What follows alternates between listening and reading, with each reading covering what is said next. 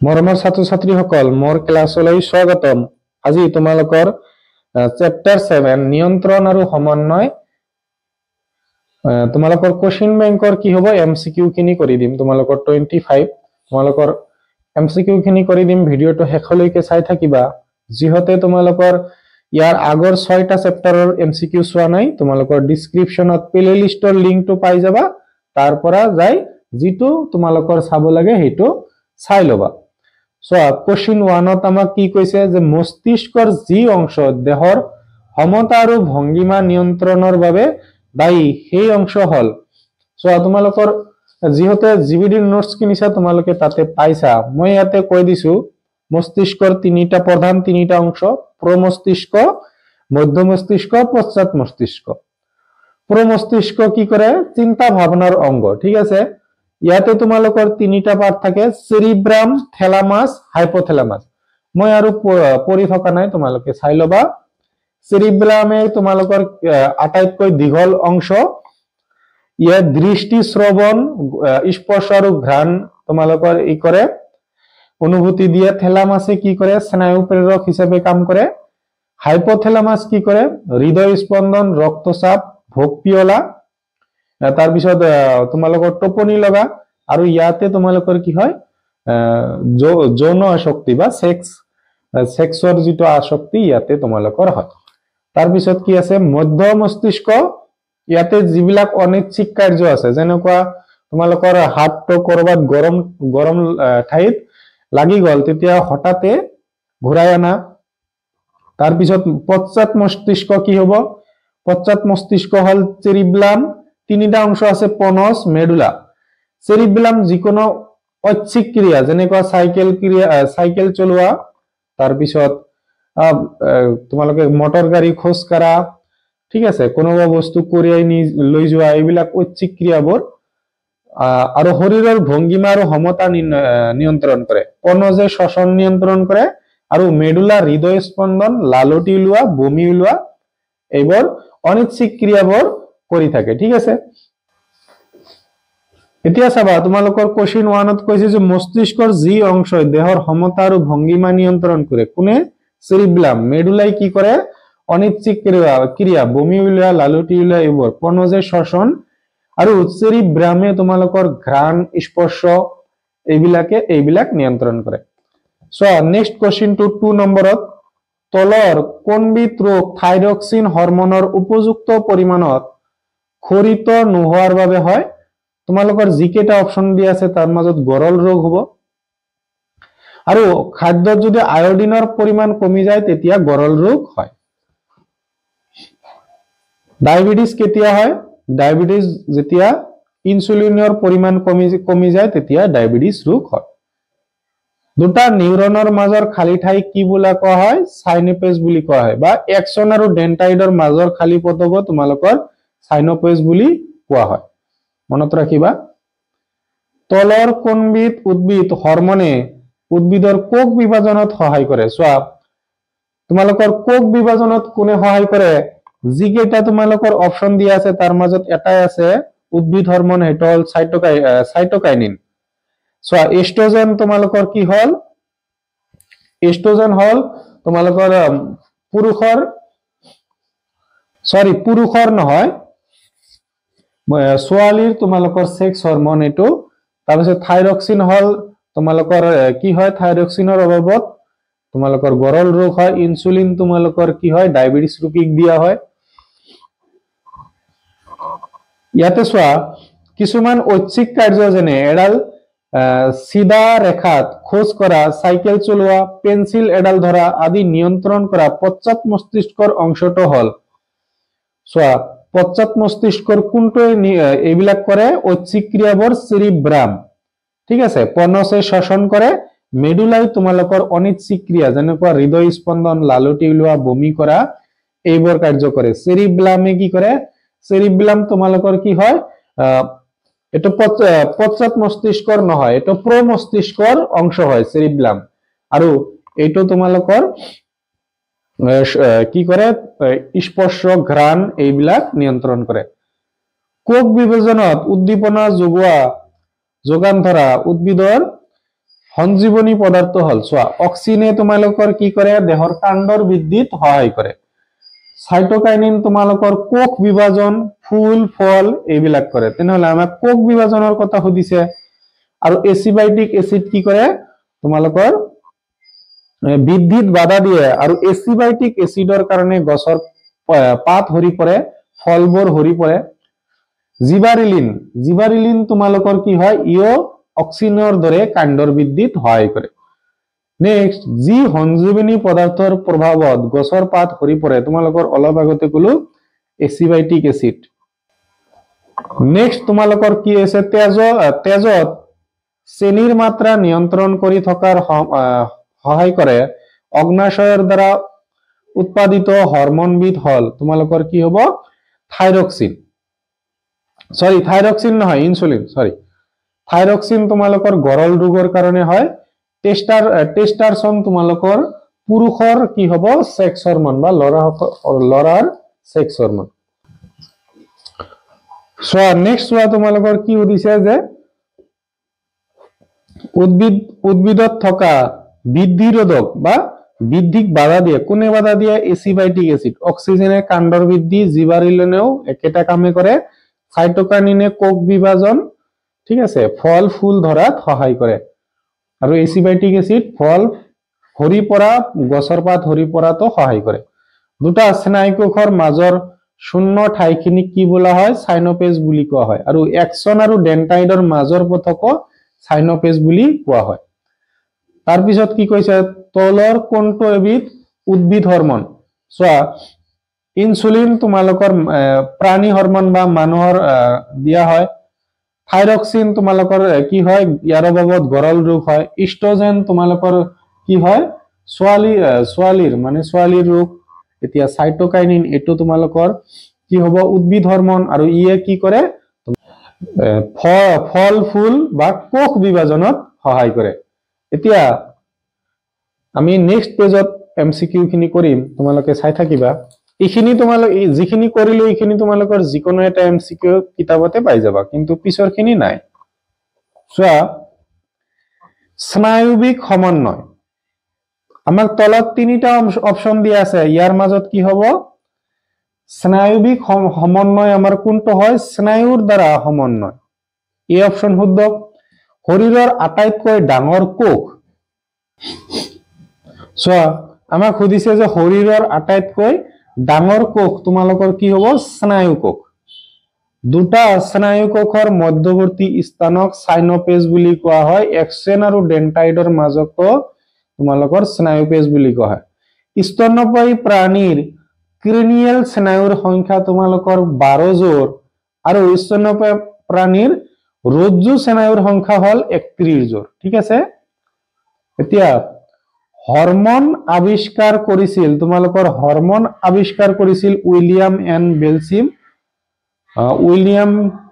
তোমালোকৰ হৰমোন কোনে আৱিষ্কাৰ কৰিছিল হৰমোন আৱিষ্কাৰ কৰিছিল উইলিয়াম এন বেইছিল আৰু আৰ্নেষ্ট এইচ ষ্টাৰ্লিং ঠিক আছে তাৰ পিছত হৰমোন শব্দটো নামাকৰণ কৰিছিল ষ্টাৰ্লিং নেক্সট কোৱেশ্চনটো আমাক সুধিছে যে এক্সন আৰু ডেন্টাইড পোৱা যায় পেশী কোষ স্নায়ু কোষ তাৰ পিছত তোমালোকৰ সুধিছে যকৃত কোষ ক'ত পোৱা যায় এইবিলাক হল স্নায়ু কোষ অন্তঃস্ৰাৱী গ্ৰন্থি নহয় মানে তোমালোকৰ কি হ'ব প্ৰস্টেট গ্ৰন্থিটো অন্তঃস্ৰাৱী গ্ৰন্থি প্ৰস্টেট মানে তোমালোকৰ জানা লৰাহতৰ নেক্সট ডায়াবেটিস হয় ইনসুলিন কম হলে থাইৰক্সিন কমিলে কি হয় গৰল ৰোগ হয় তোমালোকৰ ইনসুলিন কম হলে তোমালোকৰ ডায়াবেটিস হয় নেক্সট আমাক কি দিছে নিম্নলিখিত কোনটো তন্ত্ৰই প্ৰাণী দেহৰ বিভিন্ন তন্ত্ৰৰ মাজত সমন্বয় ৰক্ষা কৰে স্নায়ুতন্ত্ৰ তাৰ পিছত তোমালোকৰ কি দিছে ৰক্ত সঞ্চালন তন্ত্ৰ শ্বাসতন্ত্ৰ প্ৰজনন তন্ত্ৰ অপচন এ হ'ব তাৰ পিছত কৈছে হৰমোন এবিধ ৰাসায়নিক বাহক ঠিক আছে তাৰ পিছত দেহত থকা অন্তঃস্ৰাৱী গ্ৰন্থবোৰ নিম্নলিখিত কোনবিধ ৰাসায়নিক দ্ৰব্য ক্ষৰণ কৰে সো ইয়াতে তোমালোকৰ অন্তঃস্ৰাৱী গ্ৰন্থবোৰ গ্ৰন্থিবোৰ তোমালোকৰ উৎসেচক তোমাৰ কিছুমান আছে উৎসেচক কৰে, কিছুমান আছে হৰমন কৰে, কিন্তু হৰমন তোমালোকৰ ইয়াতে অপশনটো হৰমনটোৱে শুদ্ধ হ'ব। তলত দিয়া অন্তঃস্ৰাৱী গ্ৰন্থিবোৰ কোনটোৱে শৰীৰত গ্লুকোজৰ পৰিমাণ নিয়ন্ত্ৰণ কৰা কাৰ্য কৰে? তোমালোকৰ কি কৰে? অগ্নাশয়। থাইৰয়েডে থাইৰক্সিন, ঠিক আছে, শুক্ৰাশয় শুক্ৰাণু। এতিয়া গলগণ্ড ৰোগ বা গৰল ৰোগ, গৰল ৰোগ আৰু গলগণ্ড ৰোগ একেটা কথা। কোনবিধ হৰমনৰ অভাৱত হয়? তোমালোকৰ কি হয়? বৃদ্ধি হৰমন কোনটো হল? পিটুইটাৰি, ঠিক আছে, বৃদ্ধি হৰমন হল পিটুইটাৰি। ইয়াতে পিটুইটাৰি গ্ৰন্থিয়ে বৃদ্ধি হৰমন নিহৰণ কৰে আৰু ই দেহৰ বৃদ্ধিৰ সহায় কৰে, ঠিক আছে। থাইৰয়েড উদ্দীপক হৰমন থাইৰক্সিন, ইনসুলিন। কি কৈছে? গলগণ্ড ৰোগ, তাৰমানে তোমালোকৰ কি হ'ব? থাইৰক্সিন, ইনসুলিন তোমালোকৰ ডায়াবেটিস হয়। ইয়াতে তলত দিয়াবোৰৰ কোনটো মিশ্ৰ গ্ৰন্থি বলে?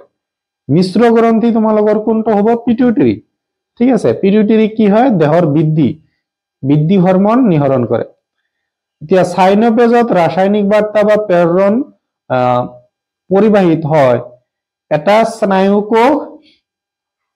স্নায়ুকোষ কি হৈছে? তোমালোকৰ নিউৰন একশন প্ৰান্তৰ পৰা অন্য একশন প্ৰান্তৰ পৰা নহয়, এটা নিউৰন ডেন্টাইডৰ প্ৰান্তৰ পৰা, এইটো হ'ব ডেন্টাইডৰ পৰা অন্য এটা নিউৰন একশন প্ৰান্তলৈ পঠিয়ায়, ঠিক আছে, সাইনোপেজে।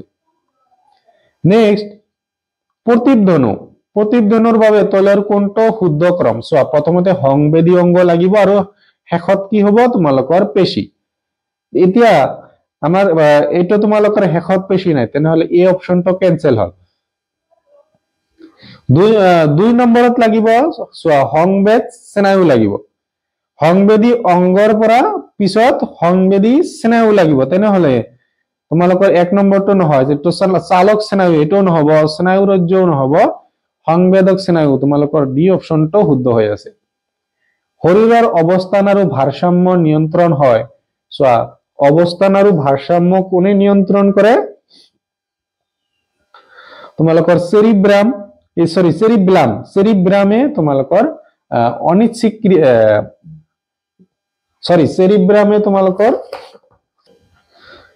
চেৰিব্ৰামে তোমালোকৰ শ্বসন, শ্ৰৱণ, দৃষ্টি এইবিলাক কৰে। পনছে শ্বসন, তোমালোকৰ এইটো কি হ'ব? মেডুলাই তোমালোকৰ বমি, হৃদয় স্পন্দন এইবিলাক কাৰ্য তোমালোকৰ সাধন কৰে বা সমাধা কৰে। নেক্সট কোশ্চেনটো আমাক দিয়া আছে যে স্নায়ুৰজ্জুৰ উৎপত্তি হয় ডেশৰ পৰা। চোৱা, স্নায়ুৰজ্জুৰ উৎপত্তি হয় তোমালোকৰ মেডুলাৰ পৰা। ইনসুলিনৰ বাবে তলৰ কোনটো অশুদ্ধ? অগ্নাশয়ৰ পৰা খৰিত হয়, সঁচা। শৰীৰৰ বৃদ্ধি আৰু বিকাশ নিয়ন্ত্ৰণ কৰে, এইটো তোমালোকৰ অশুদ্ধ। শৰীৰৰ বৃদ্ধি আৰু বিকাশ কোনে নিয়ন্ত্ৰণ কৰে? তোমালোকৰ পিটুইটাৰি গ্ৰন্থিয়ে, ঠিক আছে। শৰীৰৰ অনিচ্ছিক কাৰ্যৰ ডেশৰ দ্বাৰা নিয়ন্ত্ৰণ হয়।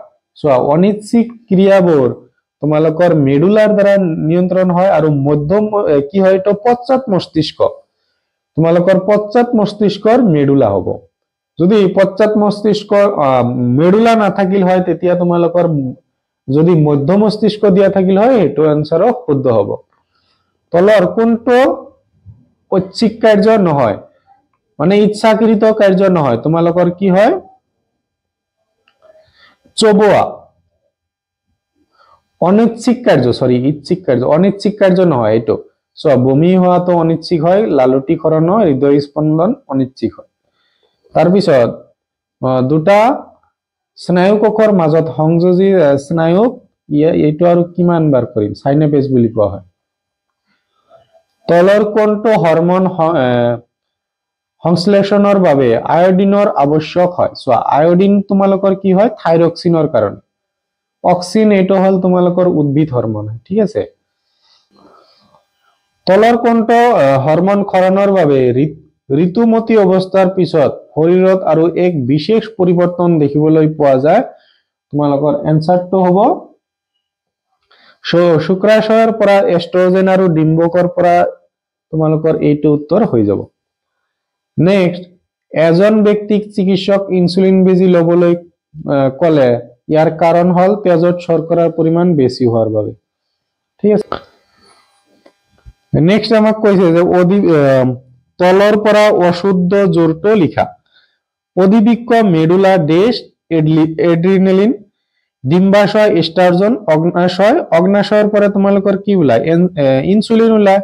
তেনেহলে অশুদ্ধ জোৰটো তোমালোকৰ কি হ'ব, সি অপশনটো হ'ব। তলৰ কোনটো গ্ৰন্থিয়ে প্ৰজেষ্টৰন ক্ষৰণ কৰে? প্ৰজেষ্টৰন তোমালোকৰ কি হ'ব, প্ৰজেষ্টৰন ৰেক্টেল গ্ৰন্থি। ঠিক আছে, তাৰপিছত ক্ষমতা কাৰকৰ সময়ত দেশ হৰমন ক্ষৰণৰ বাবে হৃদয় স্পন্দনবোৰ বৃদ্ধি পায়। তোমালোকৰ ক্ষমতা কাৰণৰ কাৰণে হৃদয় স্পন্দন বৃদ্ধি হোৱাৰ কাৰণটো হল তোমালোকৰ এড্ৰিনেলিন হৰমন। ঠিক আছে, পুৰুষত টেস্টোস্টেৰন দেশ কোষৰ দ্বাৰা খৰিত হয়। তোমাৰ কি হয়, শুক্ৰজনী নলিকা। নেক্সট, উদ্ভিদৰ কোষ বিভাজন প্ৰক্ৰিয়াত কোনবিধ হৰমনে তোমালোকৰ কোনে কৰে, সাইটোকাইনিন। ঠিক আছে, জিবাৰিলিনে কাণ্ডৰ বৃদ্ধিত সহায় কৰে। নেক্সট দিয়া আছে যে কোনবিধ সঞ্জীৱনী পদাৰ্থ প্ৰাকৃতিকভাৱে পোৱা নাযায়। তোমালোকৰ কি হ'ব, বাকি কেইটা পোৱা যায়, 2.4.d এইটো পোৱা নাযায়। নেক্সট, কোনবিধ সঞ্জীৱনী পদাৰ্থ, এটা হল কি হয় তোমালোকৰ হাইব্ৰিডাইজেশন বুলি কোৱা হয় ইয়াক। কোনবিধ সঞ্জীৱনী পদাৰ্থই কোষৰ বৃদ্ধি আৰু কোষ বিভাজনত বাধা দিয়া তোমালোকৰ কি হয়, কোনবিধে বাধা দিয়ে, এচিবাইটিক এসিড। সাইটোকাইনিনে কি কৰে, কোষ বিভাজন। অক্সিনে তোমালোকৰ কাণ্ডৰ বৃদ্ধি। কোনবিধ সঞ্জীৱনী পদাৰ্থ উদ্ভিদৰ দেহৰ শিপাত সংশ্লেষিত হৈ পিছত বিভিন্ন অংশলৈ পৰিবাহিত হয়। তোমালোকৰ ইয়াৰ মাজত কোনটো হ'ব, তোমালোকৰ বি অপশনটো হ'ব অক্সিন। ঠিক আছে, চোৱা সাইটোকাইনিন হয়, কিন্তু সাইটোকাইনিন তোমালোকৰ পাততো পোৱা যায়। সেইকাৰণে সাইটোকাইনিন তোমালোকৰ কি হয়, কি হিপাৰ পৰাও আহে কিন্তু পাততো থাকে, কিন্তু অক্সিন অকল হিপাৰ পৰাই আহে। ঠিক আছে, মানে পাতৰ পৰাও সাইটোকাইনিন সৃষ্টি হয়। ৰক্ষিকক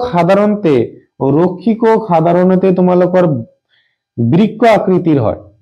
হালক সংশ্লেষণ কোনটো প্ৰক্ৰিয়াত অক্সিজেন গেছৰ উৎপন্ন হয়, আলোক বিক্ৰিয়াত। ঠিক আছে, তাৰপিছত কি হ'ব, যদি সেউজীয়া উদ্ভিদক অন্ধকাৰত ৰখা হয় তেতিয়া কি ঘটিব, হালক সংশ্লেষণ বন্ধ হ'ব আৰু ই মৰি যাব। তোমালোকৰ বি অপশনটো হ'ব। নেক্সট কোশ্চেনটো চাবা, কি কৈছে যে তলত উল্লেখ কৰা কোনবিধ পদাৰ্থৰ বাবে উদ্ভিদৰ পনপ, পাত আৰু ফল উদ্ভিদৰ পৰা সৰি পৰে তোমালোকৰ এচিবাইটিক এসিড। ঠিক আছে, সাইটোকাইনিনৰ ফলত গছত ফল আহে কিন্তু সৰি পৰে এচিবাইটিক এসিডৰ কাৰণে। সূৰ্যৰ পোহৰৰ দিশ অনুযায়ী সূৰ্যমুখী ফুলৰ চলন ঘটে তোমালোকৰ কি হয়, চোৱা ইয়াতে কি পোহৰানুবেগী চলন দিয়া নাই। পোহৰানুবেগী চলনৰ আন এটা নাম হল আলোকানুবৰ্তিতা। ঠিক আছে, তোমালোকৰ জলানুবেগী চলন মানে শিপাৰ জলৰ পানীৰ ফালে চলন। ঠিক আছে, ভূকেন্দ্ৰিক চলন মানে শিপা ভূপৃষ্ঠৰ দিশত চলন, আৰু ক্ৰিপ্টোপিজম মানে কি হ'ব, কাণ্ডৰ দিশত পৰাগনলীৰ গতি। ডিম্বকৰ ফালে পৰাগনলীৰ গতি, ডিম্বকৰ ফালে পৰাগনলীৰ গতি। ডিম্বকৰ ফালে পৰাগনলীত অগ্ৰসৰ হোৱাৰ কাৰণ হল তোমালোকৰ কি হয়, ক্ৰিপ্টোপিজম। ভূকেন্দ্ৰীবেগী কৈ দিছো, এইটো হল পোহৰানুবেগী চলন, আৰু এইটো একেটাই।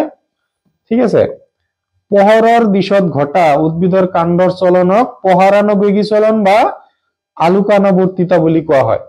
এইবিলাক কৈ দিছো, এইটো হল তোমালোকৰ ডিম্বকৰ ফালে পৰাগনলীৰ গতি, পানীৰ ফালে শিপাৰ গতি, মাটিৰ ফালে মানে ভূকেন্দ্ৰৰ ফালে শিপাৰ গতি।